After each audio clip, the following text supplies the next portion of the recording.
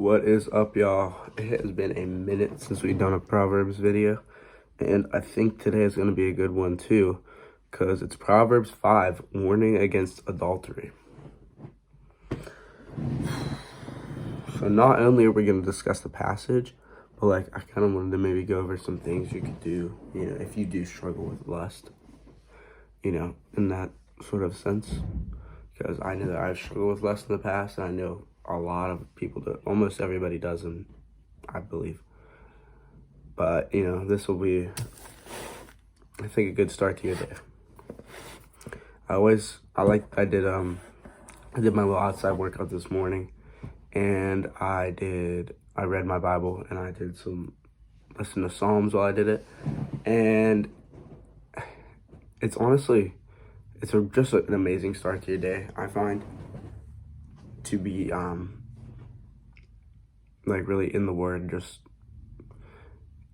I don't know, just giving God, the first fruit of your day, All right, Proverbs 5, warning against adultery.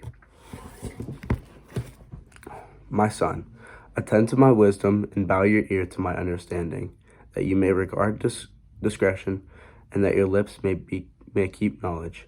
For the lips of an immoral woman drip as a honeycomb, and her mouth is smoother than oil. So, first 3 verses it's talking about my son, attend to my wisdom and bow your ear to my understanding, that you may regard discretion and that your lips may keep knowledge. And then it continues with the kind of lip analogy, where it's saying, your lips may keep knowledge, for the lips of the immoral women drip as a honeycomb, and her mouth is smoother than oil. So I feel like it's trying to say, she tricks you, I don't know, may lead you down the wrong path, but that you should really listen to God and really learn those things for yourself, so not to fall into that temptation. 4, verse 4. But her end is bitter as wormwood, sharp as a 2-edged sword. Her feet go down to death, her steps take hold of a shoal. She does not ponder the path of life, her ways are unstable, and she does not know it. What does it say? An immoral woman. And when it says immoral women too, I think it's talking not just about women. I think it's also talking about immoral men that could lead you down the wrong path. I think it's just saying too. It was coming from Solomon, and I'm not 100% sure. I can't lie. It's pretty early. I'm trying my best here.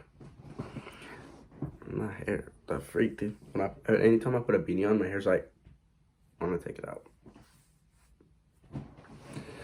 Alright, but we'll hop into the next verse, which is 7. Hear me, therefore, O children, and do not depart from my words of my mouth. Remove your way far from her, and do not go near the door of her house, lest you give your honor to others and your ears to the cruel. Lest strangers be filled with your wealth, and your labors go to the house of the stranger. Do not depart from the words of my mouth. So definitely be listening to what the Bible says about these kind of things, especially, temptation. Remove your way from her and do not go near the door of her house. That can mean an array of things, Don't go on that website, Don't be looking at what you shouldn't be on your phone. Don't be looking at the things you shouldn't. Don't be acting. Don't be going places you shouldn't be. I know the thing is, if you're going to be in an area that's going to cause you to feel lustful, and you're going to be, you're doom scrolling, and then something pops up, you need to get out of there. You don't need to be sat in your room in the dark on your phone doom scrolling. Go out, do something, be busy throughout the day. You don't need to be doom scrolling. That's something I've been really trying to work on. It's just whatever I do, no matter what it is, I just do not be doom scrolling. That's one of the things, just there's no need to scroll mindlessly. It's 100% useless. Jeez. But next verse is 11. And you mourn at the last when your flesh and your body are consumed, and say, how I hated instruction, and my heart despised reproof.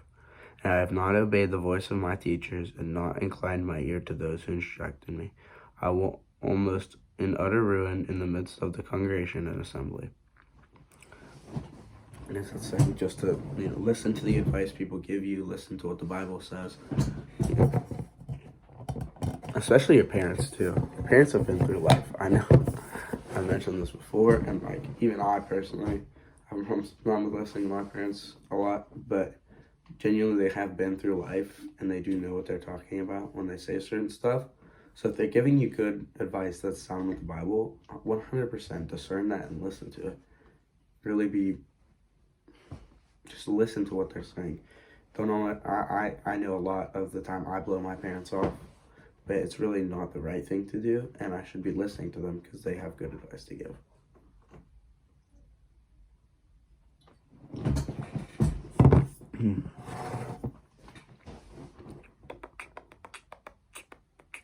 All right, verse 15.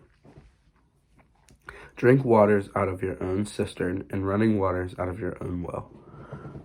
Should your fountains be dispersed to provide streams of water in the streets, let them be your own and not strangers with you. Let your fountain be blessed and rejoice with the wife of your youth. Let her be as the loving deer and the pleasant doe. Let her breast satisfy you at all times and always be enraptured with her love. Why should you, my son, be intoxicated by an immoral woman and embrace the bosom of a seductress? So honestly, I can't lie. I was kind of confused when I was talking about the water at first. And as I was reading it, I guess it's talking about your wife. It's not talking about an actual well. It's saying, be confined to your wife. Even I know a lot of guys deal with temptation, even if they do have a wife or a girlfriend.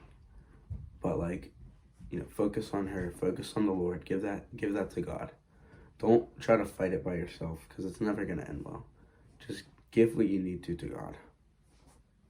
And I find that's what works. God, if you go to God in a moment of temptation, He will not walk away from you. He will help you go far away from that temptation. But you have to be willing to do your part as well.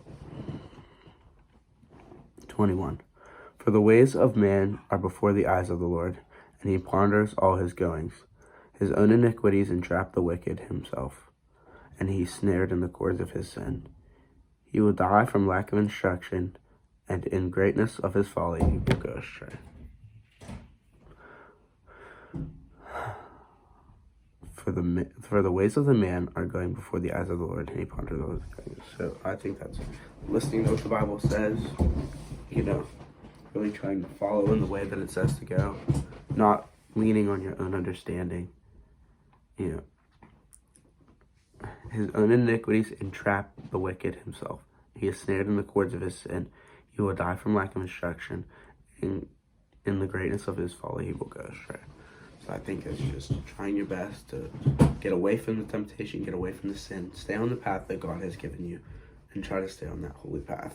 I know it can be hard, but God is with you, and He will not turn away from you if you go to Him in that moment. I hope this was a good reading today. I will admit, I'm a little bit tired. I don't know, not tired.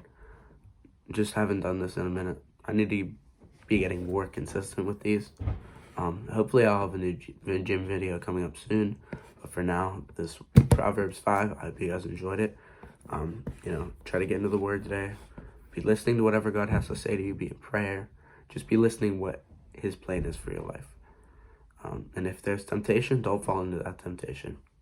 Go to God in the moment. He will not turn away from you. I hope you guys have a great day. See you.